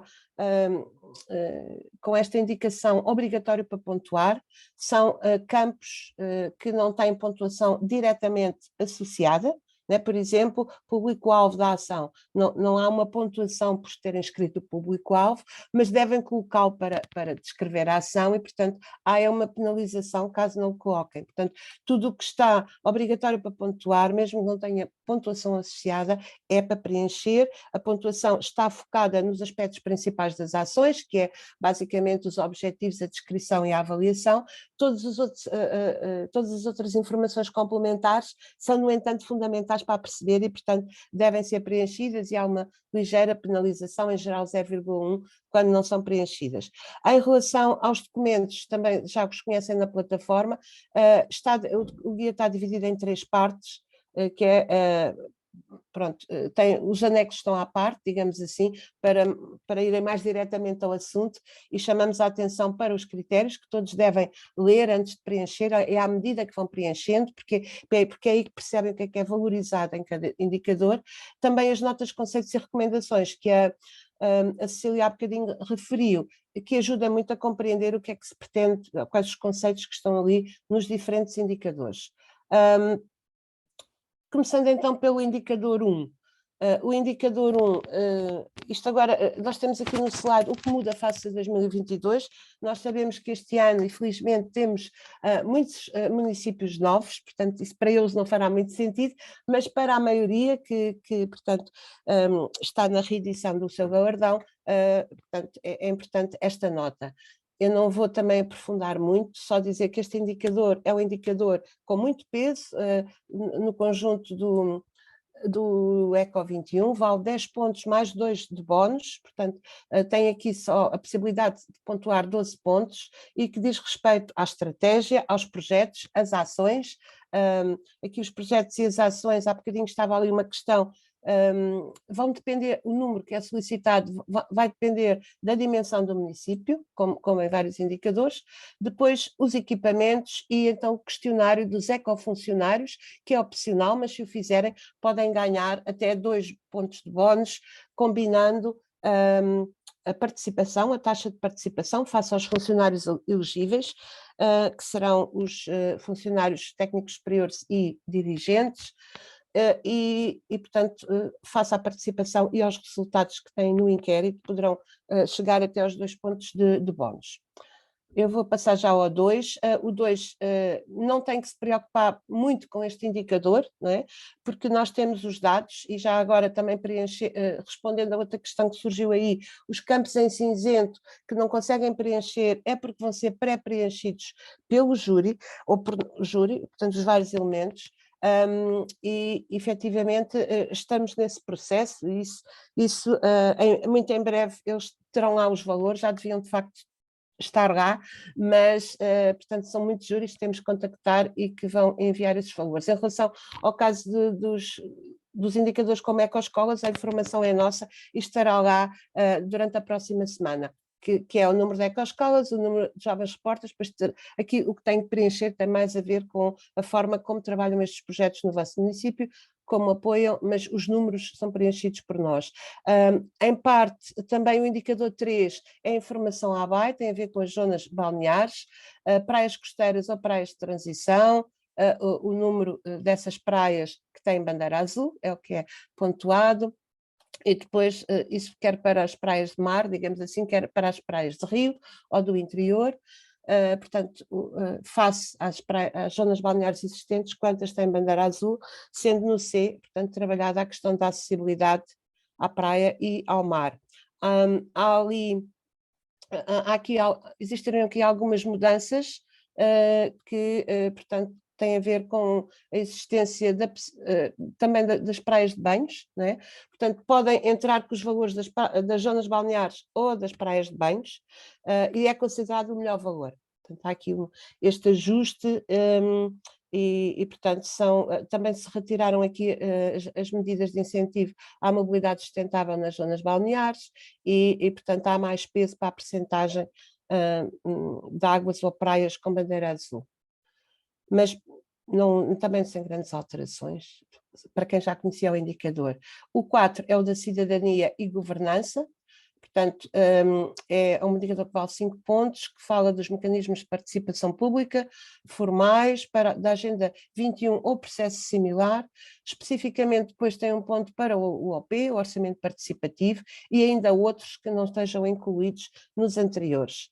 Por último, o 5 tem a ver com a transparência, digitalização e conectividade, é o nome, tem no fundo a ver com tudo o que é informação em formato digital, mas também com a transparência, portanto, o A sobre gestão municipal e transparência, o B sobre as temáticas que estão disponíveis online em termos de sustentabilidade, portanto, basicamente aqui avalia-se o site do município. No C, a disponibilização de serviço ao público em formato digital, portanto, que não impliquem a deslocação, e por último, o D, a conectividade digital, portanto, e também o que tem vindo a ser feito para aumentar esta capacitação em termos digitais e aumentar a conectividade. Pronto, eu vou interromper agora, que apresentei os 5 primeiros, para que possam colocar as dúvidas. Tânia, temos aí coisas no JOM, não temos? Eu penso que havia aqui algumas perguntas. Temos 3 questões. Se quiseres ir, eu vou projetando, se quiseres ir respondendo. Acho que já respondi a 2, mas de qualquer forma. Temos uma questão, uma primeira, que é se os indicadores 2 e 3 não dão para preencher, estão a cinza. Sim, estes são alguns dos indicadores que vão ser preenchidos em breve. Nós estamos a reunir informação. Eles estão assinalados com a sigla PP, quer dizer pré-preenchido, e serão preenchidos por nós, portanto serão carregados, são dados do júri. Pré-preenchido ou pós-preenchido, no caso. Sim. Mas pronto, é os tais que não têm que se preocupar. Se não podem preencher, é porque não é para vocês preencherem. Isto existe não só no 1 e no 2, como também noutros indicadores. Portanto, de facto, há aqui, diria, um pequeno atraso da nossa parte, não propriamente nosso, mas do júri em geral. Esses dados já lá deviam estar, mas, como eu vos disse, iremos tudo fazer para que eles possam estar durante a próxima semana, pelo menos a maior parte deles. Portanto, eles estão de propósito, assim, estão bloqueados para vocês não poderem mesmo colocar nada. E, eventualmente, se quiserem colocar algo nas observações, alguma informação complementar, podem fazê-lo, ou então podem enviar por e-mail que nós colocamos, sem problema. Ok. Pronto, em relação aqui ao 1B, eu penso que isto não é bem assim, portanto vocês podem preencher dependendo do tamanho, da dimensão do município, 1, 2 ou 4, não é? Projetos. Atenção que este ano os projetos e as ações estão separados e, portanto, um projeto tem sempre várias ações. O conceito de projeto é algo que tem várias componentes e que tem uma tendência de continuidade, enquanto que uma ação é pontual, é um momento de projeto. Mas, dependendo do trabalho que tem, podem um pouco, digamos, colocar em ações ou projetos as atividades, dependendo assim deste enquadramento. Isto para dizer que aqui está a pergunta que podemos colocar diferentes nomes e colocar diferentes ficheiros para comprovar, não vale a pena colocar mais qualquer pedido, ok? Só estão a perder o vosso tempo e depois o júri não vai avaliar. Portanto, tentem sempre preencher de forma mais completa. Neste caso concreto, são solicitadas 2 ou 4, creio eu. Sim, em função do número de habitantes. Era não vale a pena pôr mais, não vale a pena pôr mais. Né? Não sei se a pessoa que preencheu este post-it se quer falar um bocadinho só para perceber melhor. Sim, posso. Qual é que é o seu município? É Castelo Branco. Castelo Branco, portanto, para vocês devem ser 4. 4 projetos. Vocês têm um botãozinho mais em que vão adicionando os projetos até 4. E a plataforma está feita mesmo para bloquear, não conseguirem pôr mais, mas para fazerem essa operação do mais, para adicionarem projetos. Pronto, e aconselhamos que escolham os projetos em que vocês avaliaram, não é? Que têm resultados o mais concreto possível para apresentar com a respectiva evidência, caso, nós temos um projeto que é o Fuzil e que é europeu. Nós já temos muitas evidências, eu estive a ver, eu só entrei em meio do projeto, a meio do ano, mas e antigamente não se fazia muito a recolha das evidências, agora temos tentado fazer isso, portanto não vão aparecer muitas, mas vão, porque é obrigatório. E lá está, é um projeto que tem várias ações, várias atividades, muitas ações, como é um Horizonte 2020, está muito bem organizado. Agora, os outros, obviamente, já pedimos às outras entidades, aos parceiros da Câmara, para partilhar e vamos tentar pôr o máximo possível de informação. Porque isto nós, como vocês sabem, nós inscrevemos há uma semana. Sim, então, mas portanto, aqui no formulário que estou agora a projetar, o B, portanto, como vê, no vosso caso será 4 projetos, não é? Tem mais de 50 mil habitantes. Sim. E portanto, aparecerão aqui 4 numerozinhos. Aqui é para um projeto, depois continuam 2 e para aí fora, não é? Tal como disse a Tânia, é sempre, quando tem muitos, o ideal é sempre escolher aquilo onde tem informação mais completa e não vale a pena estar a pôr mais do que é solicitado. Portanto, se tem, eu tenho 6 ou 7 projetos, só posso pôr 4. Escolham os 4 melhores, está bem? Porque é tempo perdido, porque não vai ser avaliado. Temos aqui outra pergunta sobre o D1, se uma plataforma educativa digital é considerado um equipamento. Infelizmente não. O conceito de equipamento lá está nas notas, conceitos e recomendações está definido e o equipamento tem que ter um espaço físico. De momento ainda não são considerados, portanto, equipamentos virtuais, se quisermos chamar-lhe assim. Portanto, não, isto entrará na parte do indicador da comunicação e não no 1. Qual é a diferença entre programa de literacia digital e plano tecnológico? Isto penso que é já mais para a frente. Não, será no 5, não é? Sim, será no 5. No 5. Portanto, o plano tecnológico é algo mais abrangente e mais consistente, não é? Enquanto que a literacia digital, aquilo que se pretende são as ações, ou se tem ações combinadas num programa para promover a literacia digital especificamente. O plano tecnológico é mais abrangente, tem a ver com as conexões, com tudo. De certa maneira, pode englobar, não é? O programa de literacia digital, mas é mais abrangente. Não sei se... O programa de literacia digital podem ser mais formações, cursos mais específicos, não é? Muito virados para a capacitação digital, enquanto que o plano tecnológico pode incluir o programa de literacia digital, mas é mais abrangente, tem a ver com as conectividades, portanto, mentores, com todas as ações que têm a ver com a digitalização. Em relação a estes indicadores, há mais alguma questão que queiram partilhar? De 1 ao 5? Não? Eu vou então avançar para... Também já estamos em cima da nossa hora, infelizmente.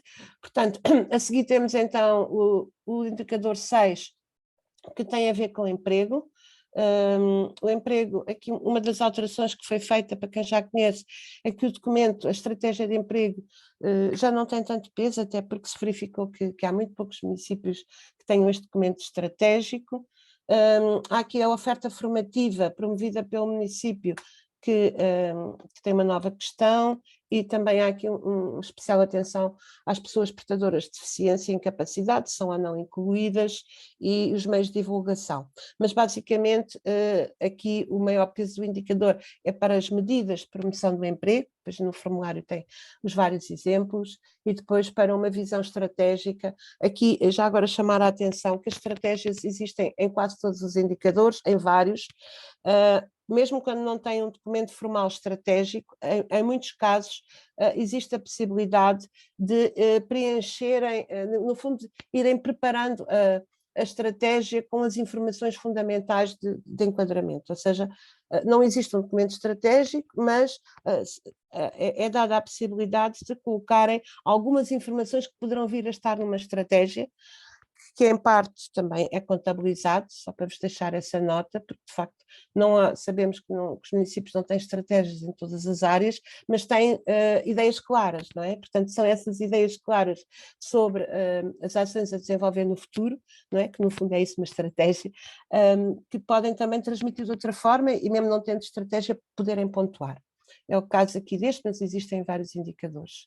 Desculpa, posso só fazer uma questão relativamente a esta parte? Sim.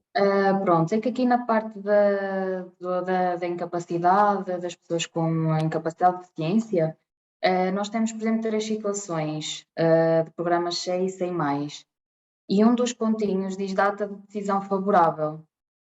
Só que nós aqui teríamos 3 datas, só que só conseguimos pôr uma e não sei muito bem como é que podemos fazer. Quais são as 3 datas que está a referir já agora? É das aceitações das 3 pessoas que temos.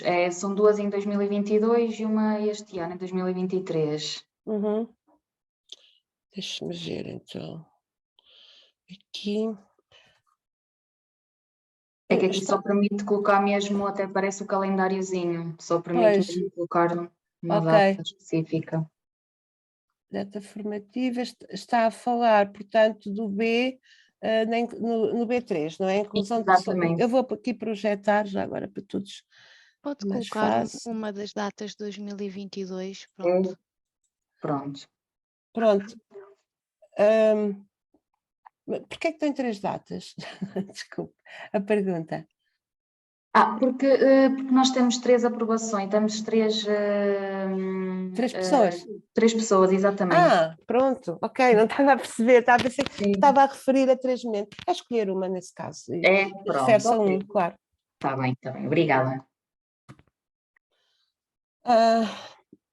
Então, continuando, estávamos aqui no indicador 6, se não houver questões, vou passar à frente. O 7 é um indicador que só tem 2 pontos, tem a ver com a cooperação com a sociedade civil, não foi alterado face aos outros anos, e valoriza então as parcerias e os apoios que são disponibilizados, quer a ONGs de ambiente, ONGs mesmo de outras áreas, e também organizações socioculturais, desportivas e recreativas. O 8 tem a ver, também só vale 2 pontos, e tem a ver com a existência de certificações de qualidade, quer no município, nos seus serviços, nas suas freguesias, por exemplo, outras formas de reconhecimento, e ainda em relação aos fornecedores, se há essa preocupação com a seleção de fornecedores certificados. O 9 é o das alterações climáticas.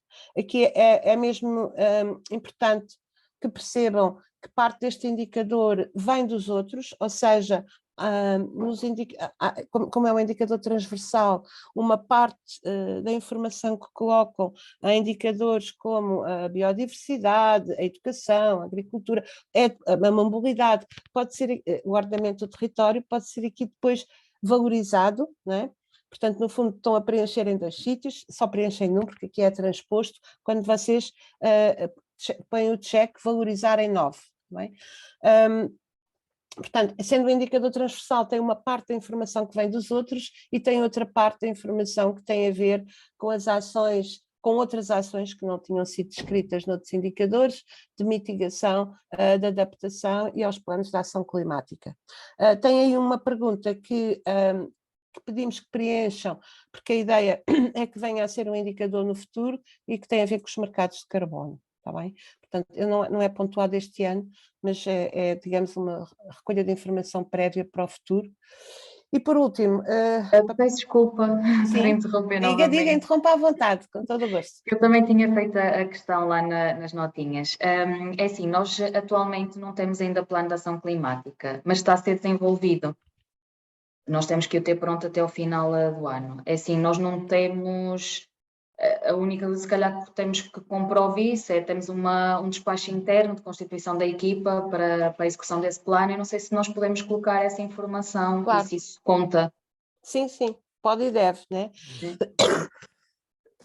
Perdão, não estando concluído para essa nota, referem o que estão a fazer, podem colocar anexos, se colocarem comprovativos é sempre melhor, portanto o que referiu é importante, e nas observações também podem explicar o que é, ou mesmo no próprio indicador referir, ou nas observações do indicador, que irá ser implementado na data X, qual é a fase em que se encontra, quais são os pressupostos, portanto o máximo que conseguirem fornecer, mesmo não estando ainda implementado e aprovado, é importante, não terá a pontuação toda, mas já pontua, está bem? Ok, muitíssimo obrigada. Este procedimento é importante que o façam também noutros indicadores, não é? É sempre o mesmo. No caso de estar em elaboração, quer este plano ou outros, ou mesmo a ação, se ainda estiver a decorrer e por isso não têm os resultados, devem mesmo explicar tudo para o júri perceber que uma coisa é já terem concretizado a ação e não a terem avaliado, outra coisa é, como ainda não está concluída, naturalmente não terão resultados para apresentar. Então, nas observações devem explicar bem qual é a situação. Ok, certíssimo, muito obrigada. Pronto, o indicador 10 tem a ver com a saúde e bem-estar. Eu agora, embora tenhamos já respondido às perguntas, interrompia de novo, se têm alguma questão, se querem ver alguma coisa no formulário, nos conceitos, do 5 a 10, não há? Aí nas notas temos alguma coisa, Tânia, no John? Não, já foi respondido, era a questão temporal, sim. Então vamos avançar no pressuposto de que talvez existam mais... Ai, perdão, não era isto. Talvez existam mais dúvidas agora nos outros, vou então continuar, portanto perdi. Aconteceu-me aqui qualquer coisa, mas eu vou projetar mesmo assim, vou voltar aqui ao 10, ora, 10, 11. Então, indicador 11 é o indicador do ordenamento do território, não é? Tem uma parte que pode ser valorizada no indicador das alterações climáticas, como já tinha referido, a gestão sustentável dos espaços públicos, que mais recentemente está neste indicador, tem a ver com a forma como gerem mais espaços verdes na realidade, e portanto quais são as metodologias que utilizam. E depois temos a ocupação e uso do solo, que como já existia, a renovação e reabilitação urbana, portanto, no fundo a reabilitação em cidade, construída no edificado, e por último os instrumentos de gestão territorial que existem e quando é que foram aprovados. Este indicador, no caso das regiões autónomas, tem um peso diferente, porque no caso das regiões autónomas há um dos indicadores que é a floresta, que também tem um peso diferente e depois essa pontuação é compensada noutros, nomeadamente neste indicador. Passar ao 12, que foi hoje aqui já amplamente falado, também tem a mesma situação para as regiões autónomas. O bónus que tem a ver com as áreas protegidas de âmbito local e perdão, tem a ver com as áreas classificadas, estava a dizer mal. As áreas protegidas de âmbito local e regional também são muito importantes, no caso de existir, e que o David também explicou, e depois a maior parte do indicador tem a ver então, com as ações em prol da biodiversidade e geodiversidade, de manutenção, de restauro, etc. No 13 é então a floresta. Na floresta é aqui, portanto, que as regiões autónomas não pontuam, só nos materiais de promoção da gestão florestal. Para todos os outros municípios são os instrumentos que promovem o ordenamento e depois também as medidas, que é onde a maior parte da pontuação está, que são as medidas que são realizadas para apoiar a gestão e proteção florestal. Valoriza as parcerias com as associações e portanto, é um indicador que teve aqui algumas mudanças face ao ano anterior, e a informação vem desde 2020, portanto, considera-se como período de referência 2 ou 3 anos, conforme o subindicador. Eu estou assim a passar rápido, porque já é quase meio-dia, mas depois vocês poderão só colocar, vão interrompendo à vontade, mesmo no chat ou interrompendo aqui, é só abrir o microfone. Qualidade do ar é o que foi sempre, portanto não teve alterações, valoriza-se principalmente as iniciativas de avaliação de qualidade e de implementação de medidas paliativas, digamos assim, para melhorar essa qualidade, e a informação depois que é feita ao público, a existência de ações de informação sobre riscos e problemas relativos à qualidade do ar e também a boa qualidade da informação. Não tem que ser só que o ar está mal, neste ou naquele parâmetro, mas também pode ser, só transmitir que há boa qualidade. Portanto, informação em geral ao público sobre a qualidade do ar. Semelhante para o ambiente sonoro, portanto, que continuam-se a valorizar os mapas de ruído, apesar de ser uma peça obrigatória, mas principalmente o que é que se planeia para reduzir o ruído. Há sempre aqui a questão dos municípios que dizem que não ter ruído, efetivamente é verdade, ou poderão ter menos estes problemas, mas com certeza nesses casos justificam, mas tem que ter os mapas na mesma e eventualmente, se calhar pontualmente, há locais onde fará sentido essa intervenção. Isto só porque é uma dúvida frequente que nos colocam. Se acham que se não se veem naquele indicador, devem nas observações explicar o porquê e argumentar porque é que não devem ser, argumentar de vossa justiça o que acharem sobre o indicador. É por isso que está lá o campo das observações. Depois temos a água segura e a qualidade dos serviços prestados. A água segura por entidade gestora, isto é, a parte deste indicador também é pré-preenchido. O abastecimento da água, a reutilização da água, aqui é muito importante, é um indicador relativamente novo, em que se valoriza as medidas para reutilização, nomeadamente, por exemplo, da água que provém das etares, que é utilizada em rega, etc. A drenagem e tratamento, e está ali um E que desapareceu, eu não sei o que é, isto é na formatação.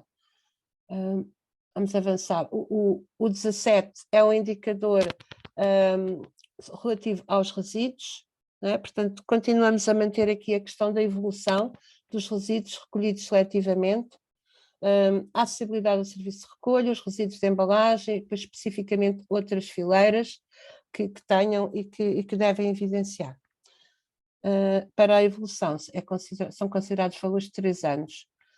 Em relação à energia, o mesmo, portanto, o mesmo que existia anteriormente, não existiram grandes alterações, apenas as medidas implementadas pelas frotas municipais, iluminação pública e edifícios municipais, e pronto, e temos, no fundo, valorizar aquilo que o município faz dentro de casa, não é? Enquanto entidade consumidora, as várias medidas que vai tomando, o gestor de energia, portanto, as medidas para redução de consumo, e depois no B, tudo aquilo que o município faz para que no seu território as outras entidades, os outros stakeholders também possam diminuir, não é? Nomeadamente com regulamentos, com promoção destas práticas, etc. Portanto, são as duas dimensões do indicador. O 19 é a mobilidade sustentável municipal e intermunicipal, promoção dos transportes públicos, a gestão do transporte individual em favor da mobilidade sustentável.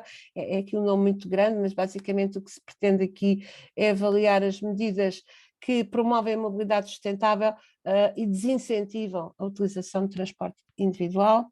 E no D, portanto, especificamente para os ditos modos ativos, suaves, nomeadamente a pé, bicicleta e afins, e como é que isso é promovido. Tem aqui uma mudança que é a monitorização e avaliação da estratégia, que não era pedido e que agora é, e é também um indicador com muito peso que tem 7 pontos. Passando já para o 20, é o indicador que a Cecília esteve a falar, da agricultura, para além da parte da agricultura familiar, que está aqui também contemplada. Portanto, aqui valoriza-se o modo de produção biológico, a existência de produtos qualificados com alguma qualificação. Isto é pré-preenchido também, mas vocês podem pôr nas observações, que é para... Pode existir alguma coisa que depois escape, e se tiverem essa informação também a podem colocar. O gabinete responsável de apoio à agricultura e sistema agroalimentar ou a existência de hortas urbanas, cá estão novamente, e depois as ações de sustentabilidade promovidas para tornar a agricultura mais sustentável no seu território. E por último, então, temos o indicador do turismo, do desempenho turístico, que é um indicador basicamente económico, tem a ver com os proveitos, da valorização do património natural e cultural, tudo o que fazem em termos de valorizar turisticamente o vosso território tem cabimento aqui. E, por último, as iniciativas do município no sentido de promover o turismo mais sustentável, de combater a sazonalidade, etc. Pronto, desculpem a rapidez, isto não, mesmo assim já passou um bocado o tempo, não era a intenção estar aqui outra vez a falar dos indicadores todos, era só dar-vos a porta para porem as vossas questões que tenham nos vários indicadores. Portanto, caso queiram ainda colocar alguma sessão, alguma questão, entretanto foi partilhado aqui o link para confirmarem a presença, caso queiram depois receber um certificado e também para nos darem a vossa avaliação. E é isso, não sei se têm mais questões, será então agora a altura de poderem fazer essa intervenção. Obrigada. Sim? Há questões ou não? Parece que não, ninguém mais quer dizer mais nada. Sendo assim, aproveito para agradecer especialmente ao David Travassi e à Cecília Delgado as interessantes apresentações que tiveram. Portanto, dizer também que caso eles reformulem e, portanto, aquilo que eles permitirem partilhar das suas apresentações vos será enviado após terem preenchido o tal link de confirmação de presença. Portanto, iremos enviar-vos o certificado e também os links e também para a gravação. Esta sessão está a ser gravada. E é isso. Muito obrigada a todos. Estamos cá sempre para as vossas questões. Estejam à vontade para nos aborrecerem, entre aspas, que não nos aborrecem, mas para colocarem todas as dúvidas. É sempre importante colocar, é melhor colocarem as dúvidas do que ficarem com elas, e estamos aqui para colaborar no melhor preenchimento possível, porque obviamente o importante é que também tenham um sucesso nesta candidatura. Peço desculpa, já agora só uma questão, eu sei que já estava a terminar, mas pronto. Relativamente ao questionário do Ecofuncionários, pronto, aquilo é supostamente para os dirigentes e para os técnicos superiores, mas não respondem de todos os dirigentes ou todos os técnicos superiores, ou seja, não é obrigatório que preencham todos, ou há aqui, para pontuarmos, todos têm que preencher.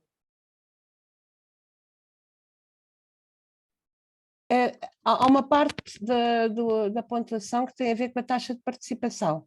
Portanto, quanto mais preencherem, melhor. A outra parte tem a ver com os resultados. Convém que preencham todos e bem, é o ideal. Mas pronto, se não preencherem todos também, portanto, como pode ver nos critérios, que há ali um intervalo, intervalos para a taxa de participação. Mas quanto mais preencher é melhor, é esse o Melhor, objetivo. está bem. Porque também o Obrigada. objetivo desta iniciativa é um pouco divulgarem a todos os colegas que estão e também aos dirigentes o que é a candidatura, porque o município está a candidatar. A candidatura não é só um projeto técnico que tem à frente, infelizmente, tem mais trabalho, mas deve ser assumida por todos, é esse o objetivo. Já agora, para os novos, caso ainda não tenham essa informação, para preencher a candidatura pode existir uma ou mais pessoas, é só uma questão de nos contactarem e pedir mais logins, às vezes querem entregar, portanto interessa-vos entregar um ou outro indicador a um colega para preencher, podem sempre fazê-lo, deve ser combinado entre vocês, mas portanto, há vários logins de preenchimento da candidatura que podem ser criados. Também uma nota que para preencher os ecofuncionários tem que criar um perfil. No vosso caso, dos técnicos, que já têm perfil como técnico responsável pela candidatura, tem que criar um perfil com outro e-mail para preencher o ecofuncionários. Ou então pedirem-nos a nós para mudar o perfil, que é mais complicado. Pronto, não sei se há mais questões. Não sei se estás-te a lembrar mais alguma recomendação, Tânia. Preencham até ao final do mês, é a principal recomendação. E é isso, não sei se então... Não há mais questões, estamos sempre disponíveis no e-mail, no telefone. Muito obrigada pela vossa presença e vou então encerrar. Muito bom dia a obrigada. todos. Bom dia, Bom dia e boa semana.